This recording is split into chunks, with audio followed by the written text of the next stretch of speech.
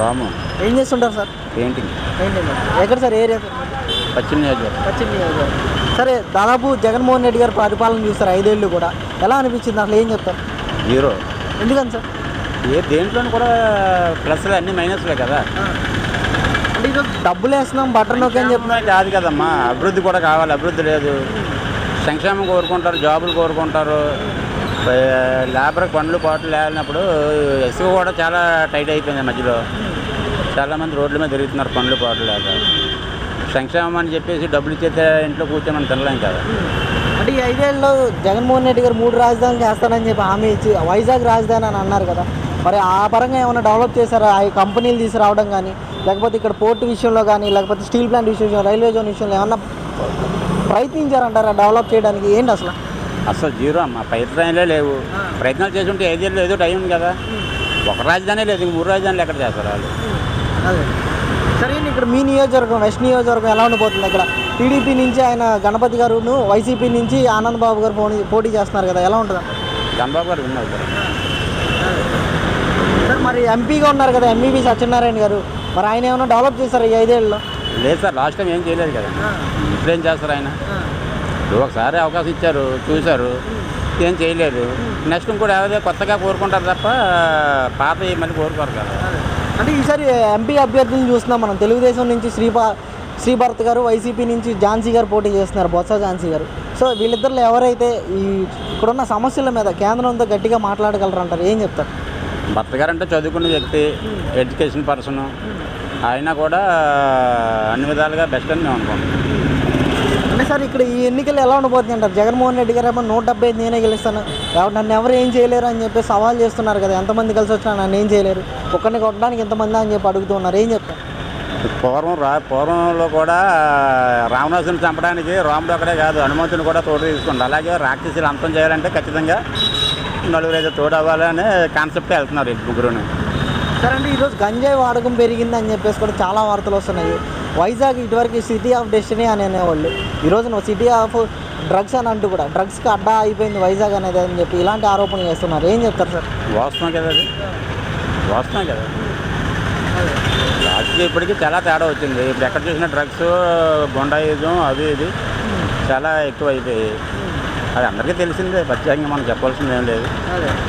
సరే, మరి ఋషికొండ మీద ప్యాలెస్ కట్టారు కదా, 500 కోట్లు ఖర్చు అయినాయి అని చెప్పి తెలుస్తుంది కదా, ఎలా అనిపిస్తుంది సార్? 500 కోట్లు ప్రజలకి ఏదో ఉపాధి కల్పించడానికి ఏ కంపెనీలు అయితే ఇస్తే బాగుంటుందండి. ఆయనకి ఏదో కట్టుకున్నాడో ఆయన కోసం, అంతే తప్ప ప్రజలకు ఉపయోగపడే పని అయితే నాకు తెలిసి ఒకటి కూడా చేయలేదు. నా పేరు దేముడు దిందేటి. ఏం చేస్తుంటారన్న మీరు? నేను ఆటో నడుపుకుంటాను. ఎక్కడన్నా ఏరియా? మాది కొత్త వలస. వైసీపీ నుంచి శ్రీనివాసరావు గారు, టీడీపీ నుంచి లక్ష్మి గారు, లలిత కుమారి గారు పోటీ చేయబోతున్నారు. వీళ్ళిద్దరిలో ఎవరు వచ్చే అవకాశాలు ఉన్నాయంటారు? ఏం చెప్పారు? వాళ్ళు లలిత కుమార్ వస్తారు. ఎందుకనన్నా? ఆవిడ లోకల్ పర్సన్ కాబట్టి, ఆయన అవుట్ ఆఫ్ పర్సన్ కాబట్టి. ఆయన ఆల్రెడీ ఈయన కడపని శ్రీనివాసరావు గారు ఉంది. కొద్దిగా అంటే మరి డిఫికల్ట్గా ఉంటుంది. మరి 5 ఏళ్ళ నుంచి జగన్మోహన్ రెడ్డి ప్రభుత్వం చూస్తున్నారు కదా, ఏమన్నా అభివృద్ధి చేశారా మీ ప్రాంతంలో? రోడ్లు వేయడం కానీ, లేకపోతే వైజాగ్ సిటీని ఏమైనా డెవలప్ చేశారంటారా? ఏం చెప్తారు? ఏముంది తమ్ముడు, డెవలప్ చేయడానికి అంత 5 years నుంచి ఏమని చెప్పు మాట్లాడే సంక్షేమ పథకాలు అంతా. సంక్షేమ పథకాలు గతంలో వచ్చిన ప్రభుత్వాలు అన్నీ ఇచ్చినాయి కదా సంక్షేమ పథకాలు. ఇప్పుడు నేను ఇంటర్మీడియట్ చదువుకున్నప్పుడు మా ఇంట్లో 2 చదువుకుండేవారు. ఇంటర్మీడియట్ ఇద్దరికి స్కాలర్షిప్ వచ్చేది. ఇప్పుడు అమ్మఒడి అంత రూపాయలుగా వస్తుంది. అది ఎంతవరకు సమస్య? ఇప్పుడు నా కమ్యూనికేషన్ చూసుకుంటే ఎస్సీ కమ్యూనికేషన్ చూసుకునేటప్పటికి కార్పొరేట్లు ఉండేవి అనమాట. కార్పొరేట్లు తీస్తారు. ఒక పేదింటి కూడుకున్న వ్యవస్థ ఉంటే ఆ వ్యవస్థకు ఎవరికొకరు లోన్ ఇచ్చి ఆ ఇల్లు గడిచేది అనమాట. అది అసలు ఎస్సీ కమ్యూనికేషన్ కంటే ఏమీ లేదు. జగన్మోహన్ రెడ్డి వచ్చిన తర్వాత అయితే ఏం లేదు. దళితులకు మేనమాన అని చెప్పి మాట్లాడుతున్నారు కదా జగన్మోహన్ రెడ్డి. అది అంతే అవుతుంది. దళితులకి ఏంటి మేనమామ చెప్పు? 18,500 రూపాయలు ఈచ్ వన్ ఒక్కొక్క హోమాన్స్కి ఇస్తున్నారు. 18,500 రూపాయలు ఎస్సీ కమ్యూనికేషన్ 1,800 ఇచ్చి, బీసీ కమ్యూనికేషన్ 18,000 ఇస్తే అక్కడ ఏమైనా ఏం జరిగింది చెప్పండి? ఏంటి మరి ఎంఈవి సత్యనారాయణ గారు ఎంపీగా గెలిచారు కదా 5 ఏళ్ళు, మరి ఆయన ఏమైనా డెవలప్మెంట్ చేశారంటారా ఈ వైజాగ్ పార్లమెంట్ పరిధిలో? తెలుసు కదా, లోకల్ పర్సన్ అందరికీ తెలిసే డెవలప్మెంట్ ఉన్నది లేనిదని. కానీ అది సో ఈ ఎలక్షన్స్ వస్తున్నాయి కదన్న, ఇంకా 20 రోజులు ఉంది. ఇక్కడ ఎంపీ అభ్యర్థిగా ఈసారి టీడీపీ నుంచి శ్రీభారత్ గారు, వైసీపీ నుంచి ఝాన్సీ గారు పోటీ చేస్తున్నారు కదా వైజాగ్ పార్లమెంట్కి. ఈ ఎలా ఉండబోతుంది? ఎవరు వస్తే ఇక్కడున్న సమస్యల మీద ఫైట్ చేయగలరు అంటారు కేంద్రంతో? ఇప్పుడు బొత్స ఝాన్సీ ఆల్రెడీ గతంలో బొత్స సత్యనారాయణ గారు ఆల్రెడీ ఆ ఫ్యామిలీకి వస్తుంది మొత్తం అంతా. ఇప్పుడు భరత్ కుమార్కి తప్పేం లేదు కదా, కొత్త పర్సన్ వెళ్ళడం వల్ల తప్పేం లేదు కదా. అది అయితే భరత్ గారు గెలిచే అవకాశాలు ఉన్నాయి. నాకైతే 190% అవకాశం ఉంది. నేను ఓవరాల్గా ఏపీ మొత్తం ఎన్నికలు ఎలా ఉండబోతుంది అంటారు? అంటే జగన్మోహన్ రెడ్డి గారు 175 నేనే గెలుస్తానని సవాల్ చేస్తున్నారు కదా, ఏం చెప్తారు? ఎక్కడొచ్చిద్దని 170 సీట్లు అంటే ఏమి కాదు, ఉన్నీళ్ళంతా సీలు కడుచుకుని ముడుచుకుని ఉండాలా. నిజాలు చెప్పాలి కదా, మాట్లాడేటప్పుడు నిజాలు మాట్లాడాలా. మరి ఇంకెందుకైతే అన్ని ఓట్లు కలిపి ఆయన్ని వేసుకోమనండి. ఓకే అన్న, థ్యాంక్ యూ. నమస్తే, మీ పేరు? అప్పటి ఏం చేస్తుండవు అన్న? కూలి పని కూలి పని చేస్తున్నారు. ఎక్కడన్నా ఏరియా అన్న? ఎన్నేడు కొత్త రోడ్డు. అన్న ఎలక్షన్స్ వస్తున్నాయి కదా, 5 ఏళ్ళు జగన్మోహన్ రెడ్డి ప్రభుత్వం తీశారు. ఈసారి ఎవరు వచ్చే అవకాశం ఉందంటారు? చంద్రబాబు నాయుడు, జగన్మోహన్ రెడ్డి అంటారు. ఎందుకనన్న? ఎందుకంటే ఇంతకుముందు చాలామందికి మంచి పని చేశారు. ప్రజలకి కూలి పని వాళ్ళకి కొద్దిగా అనుకూలంగా ఉండేది. కూలి పని చేసుకునే వాళ్ళకి ఇబ్బంది లేకుండా బిల్డింగ్ కట్టుకునే వాళ్ళు, కూలి పని అంటే అన్ని రకాల అందరికీ పనులు ఉండేవి. ఇప్పుడు వచ్చిన తర్వాత జీవీఎంసీ తరఫున ప్రతిదీ క్రెయిన్లు పొక్లైన్లు పెట్టేస్తాం. ఆ పెట్టడం వల్ల జనాలకి కొంతమందికి పనులు కొంచెం తక్కువ అయిపోతుంది. ఓ రోజు ఉంటే ఓ రోజు ఉండట్లేదు. మరి ఈరోజు డబ్బులు వేస్తున్నాం బట్టన్ నొక్కి అని అంటున్నారు కదన్న. ఆ డబ్బులు ఒక వీధిలో 5కి వస్తున్నాయి, మిగతా 20 మందికి రాలేదు. అందరికీ వచ్చి ఉంటే ఈరోజు అందరూ బాగానే ఉంది. అన్న ఏంటి మరి ఈ ఎలక్షన్స్లో మీ నియోజకవర్గంలో ఎవరు వచ్చే అవకాశం ఉందంటారు? గణబాబు గారు. ఎందుకనన్న? అంటే ఇంతకుముందు చాలాసార్లు గెలిచారు. అతని మీద అందరికీ ఒక నమ్మకం ఉంది. జనాలు ఎవరు ఇబ్బంది పడకుండా పట్టాల కింద వెళ్ళి లైన్లు వేయడం, మంచి రోడ్లు వేయడం, ఏదైనా ఒక డెవలప్మెంట్ ఇక్కడ నుంచి అతను 2-3 సార్లు గెలిచినా సరే వాళ్ళ నాన్నగారు ఉన్నప్పుడు కానీ అతను కానీ బాగానే చేశారు. ఇప్పుడు మరి అంతా జనసేన వాళ్ళు తెలుగుదేశం వాళ్ళు కలిసి ఉన్నారు కాబట్టి జనసేన వాళ్ళు ఎక్కడున్నా కొంచెం మంచి చేయడానికి ఆలోచిస్తారు. అన్న ఏంటి మరి ఎంవివి సత్యనారాయణ గారు ఎంపీగా గెలిచారు కదా, మరి ఆయన ఏమైనా పట్టించుకున్నారా? అసలు ఏమైనా డెవలప్ చేశారు, అభివృద్ధి ఏమైనా చేశారా? ఇప్పటి వరకు అయితే ఏం లేదన్న. ఇక మీద మళ్ళీ రెండోసారి కూడా అతను మళ్ళీ నామినేషన్ వేశారు, కానీ మరి అలాగుంటుంది మనకి ఎవరు రాత ఎలాగ చెప్పలేం కదా. మరి ఈసారి ఎలక్షన్స్లో పార్లమెంట్ అభ్యర్థులుగా, ఎంపీ అభ్యర్థులుగా టీడీపీ నుంచి శ్రీభారత్ గారు, వైసీపీ నుంచి ఝాన్సీ గారు పోటీ చేస్తున్నారు కదా, అంటే ఇద్దరులో ఎవరు వస్తే బాగుంటుంది అంటారు? ఇక్కడున్న సమస్యలన్నీ కూడా పైన కేంద్రంగా చెప్పగలిగే సత్తా ఎవరికి ఉందనుకోవచ్చు అంటారా? భరత్ ఇక్కడ చాలా రోజులు బట్టి ఉన్నారు.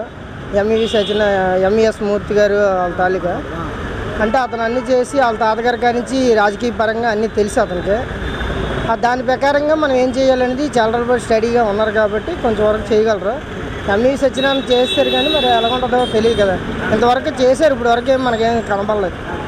ఎలా ఉంటుంది అంటారు ఈ ఎన్నికలు అనేవి? 175 నేనే గెలుస్తానని జగన్మోహన్ రెడ్డి గారు సవాల్ చేస్తున్నారు. ఎవరేం చేసినా నన్ను ఏం చేయలేరని అంటున్నారు కదా, ఏమంటారు? ప్రతిసారి ఒకరే వస్తారని గ్యారంటీ మనం చెప్పుకోకూడదు. ఈసారి నేనే వస్తాను, మళ్ళీసారి నేనే వస్తాను, మళ్ళీసారి నేనే వస్తాను, ప్రతిసారి మీరే వస్తారు. మరి మిగతా వాళ్ళు కొత్త వాళ్ళు అంటూ పోటీ చేయకూడదు, పోటీ చేసి రాకూడదు, అందరూ రావాలి. ఒక అవకాశం మీరు చూసారు, రెండో అవకాశం ఇంకోళ్ళు చూస్తారు.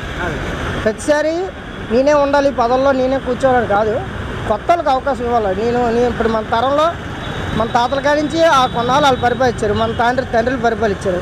ఇప్పుడు మన సైజుకు మన వరకు వచ్చాం, మనం కొంత బాధ్యత మనం తీసుకుంటాం. వాళ్ళ తర్వాత మనం వచ్చిన వాళ్ళం కాబట్టి వాళ్ళు పరిపాలించారు కొంతవరకు. మన ఇంటి బాధ్యత తల్లిదండ్రులు చూసుకుంటాం, ఆ తర్వాత మనం చూసుకుంటాం. మన తరం అయిపోతే మన పిల్లలు చూసుకుంటారు మన తరాన్ని. ఎల్లకాలం నేనే చూసుకోవాలి, ఇది అంతా నేనే పరిపాలించుకోవాలో అనుకోకూడదు ఎవరు అంటారు కదా. అంటే ఈరోజు మీ పథకాలన్నీ మీకే ఇస్తున్నాను అంటున్నారు, ఏం చేస్తాండి? ఏమీ లేదు, మా అలాంటి వాళ్ళు కూల్చే ఇప్పుడు మా ఆయన గారు లేరు, మాకు ఏమీ రాలేదు. ఒక పింఛన్ వస్తుంది, అది ఎన్ని రోజులు 3 సంవత్సరాల పోయాక వచ్చింది పింఛన్. అది నేను గణబాబు దగ్గరికి వెళ్తే ఆయన దగ్గర ఉండి రాశారు. గణబాబు ఇంటికి వెళ్ళాను నేను, అమ్మ ఇలా పాతకోలపట్నంలో పింఛన్ రాయలేదండి, ఇలా పెట్టుకోను, ఎన్న చుట్టూ పెట్టుకున్నాను అయినా రాలేదు అంటే, నేను వర్క్ తాపి పని చేస్తాను, వాళ్ళ వర్కులకి వెళ్ళేదాన్ని. వాళ్ళ తమ్ముడు మళ్ళీ సతీష్ బాబు ఆ సార్ నన్ను గణబాబు దగ్గర తీసుకెళ్ళి గణబాబు రాశారు. అతను రాసిన దాకా నాకు పింఛన్ ఎవరు ఇవ్వలేదు, పాతకోలపట్నం మా ఊళ్ళు కూడా ఇవ్వలేదు. మా ఊళ్ళో నేను గట్టి మాట్లాడి చెప్తాను. అది ఆ రేషన్ కార్డు కూడా నేను ఆ గణబాబు దగ్గరికి వెళ్ళి పుట్టించుకున్నాను. ఆయన ఈ వస్తేనే 5 ఏళ్ళు మాకు బాగుంటుంది. ఈ 5 ఏళ్ళు జగన్ పాలన చూశారు కదా, ఎలా ఉంది? ఏం లేదు, జగన్ వల్ల ఏమి లేదు. ఆయన వచ్చినా కూడా ఇంక ఈసారి మాత్రం వేస్ట్ అయినే. అదే మాకు ఇప్పుడు ఇచ్చి ఇల్లులు కూడా ఇచ్చాడు అంత, ఏవి ఇల్లు ఏమి ఇచ్చాడు, అక్కడ ఆ భూమి అలాగే ఉంది. ఆయన అంత దూరం ఇస్తే మాకు ఏం పనులు ఉంటాయి? ఈ వైజాగ్లో మేము పనులు చేసుకుంటాం, అక్కడ ఇచ్చాడు అక్కడెక్కడ అడవిల్లోనా, అక్కడ ఏమంతా ఒక నీళ్ళు లేవు, ఏమీ లేవు, దేనికి కనిపిస్తలేదు. లేదు అంత దూరం ఏం వెళ్తాం మేము? అంత దూరం వెళ్ళి మా పిల్ల స్కూల్కి ఏంటంటే రాగలరా, కాలేజీకి రాగలరా? నువ్వు ఇచ్చావు, మళ్ళీ ఇప్పుడు ఏమంటాను 35,000 కట్టమంటాను. అది కట్టాక అది వస్తుందా లేదో తోలు, అప్పుడు వచ్చిన ఇల్లులే ఇప్పుడు ఇవ్వలేదు నువ్వు. ఇక అంతే, ఇక అతను వచ్చినా ఇంకేం లేదు. అది మరి ఈసారి ఎన్నికలు ఎలా ఉంటాయి అంటారు, ఏం చెప్తారు? మరి ఏమో అదే ఎక్కువగా ఉంది, తెలుగుదేశం వస్తుందని మేము అనుకుంటున్నాం. అంటే మరి మహిళలకు వరం అన్నారు కదా, మద్యపాన నిషేధం, అది ఎంతవరకు చేశారంటారు? ఈ 5 ఏళ్ళలో మద్యం తీసేస్తామని అన్నారు కదా, ఏం చెప్తారు? ఏం మద్యం ఏం తీసాడు? ఏదో రుణమాఫీ డబ్బులు ఏవో పసుపు కొంక అన్నాడు, అవి వేసాడేమో కానీ కొంతమందికి పడ్డా కొంతమందికి పడలేదు. మా బాబుకి అమ్మఒడి పడలేదు, ఎవరిని అడుగుతాం, పడలేదు. బ్యాంక్కి వెళ్తే సచివాలయంకి వెళ్ళమంటే, సచివాలయంకి వెళ్తే బ్యాంక్కి వెళ్ళమంటాను. ఎక్కడికక్కడ తిరగడానికి మరి మేము పనికే వెళ్తామా, ఆటలకే తిరుగుతామా? తిరిగి నేను ఏకంగా ఒగ్గిస్తాను, వస్తే వచ్చింది లేకపోతే లేదని. ఎలా ఉన్నాయి రేట్లు, ఎలా ఉన్నాయండి కరెంటు బిల్లులు? అన్ని రేట్లు పెరిగిపోయినాయి, కరెంటు బిల్లు పెంచాడు, అన్ని రేట్లు పెరిగిపోయినాయి. ఒక్కరు కష్టపడి భర్త లేకుండా బతకాలంటే చాలా కష్టం. ఇవన్నీ రేట్లు, రైస్, నూనె, మొత్తం పప్పులు అన్ని రేట్లు పెరిగిపోయినాయి. ఎలా బతుకుతాం చెప్పు? అలా రేట్లు పెంచిపోతే ఉన్నోడికి ట్యాక్సే, లేనోడికి ట్యాక్సే. మరి ఎలా ఉంది చంద్రబాబు నాయుడు ఉన్నప్పుడు, ఎలా ఉండేది మీకు? అప్పుడు ఎలాగ ఉండేదంటే అతను తోసేది అతను చేసేవాడు, ఇతనికి తోసేది అతను చేసేవాడు. ఇప్పుడు ఎవరు వచ్చినా మాకేం లేదు, మేము కష్టపడడం తప్పదు, అంతే కదా.